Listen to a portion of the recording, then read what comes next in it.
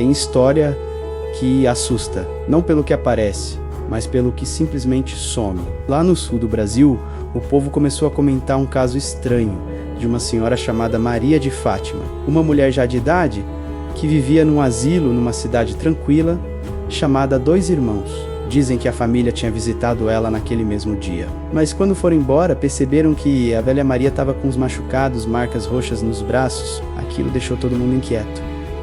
Algumas horas depois, quando a noite caiu, Maria de Fátima simplesmente desapareceu. O asilo disse que ela saiu sozinha por um portão que ficou aberto. Só que quando os cães farejadores chegaram, o cheiro dela não passava do portão. Terminava ali dentro mesmo. E para piorar, as câmeras do lugar não estavam funcionando. Procuraram na mata, na cidade, nas estradas, com bombeiros, drones, helicópteros, nada. Mas tem gente da região que jura uma coisa, que naquela noite viram uma senhora andando devagar pelo pátio do asilo.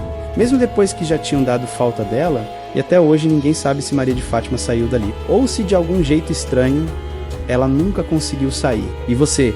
O que acha que aconteceu com ela? Conta aqui nos comentários que você pensa sobre esse mistério. Se você gosta de histórias assim, deixa o like, compartilha com alguém que gosta de um bom caos e segue a gente para não perder as próximas prosas. Muito obrigado a todos que assistiram até aqui e um agradecimento especial de coração a todos os novos inscritos. Sejam muito bem-vindos ao Canto da Prosa.